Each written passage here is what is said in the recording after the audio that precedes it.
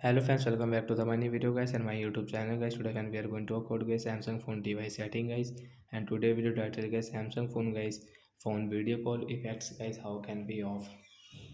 Friends, you don't want to use guys your Samsung phone guys phone video call effects, so friends you can off easily. And friends, now let's see how can we off Samsung phone guys phone video call effects. So first of all guys, you will have to on guys your Samsung phone setting. After on phone setting guys, where is video call effects setting. So friends, you can see guys this advanced setting guys, tap here. Friends, you can see guys your video call effects here, so guys we will tap here.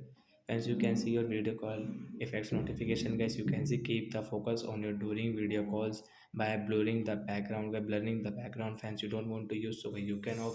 After look at the background color, background image, and get this available apps get this mid app where we cannot use.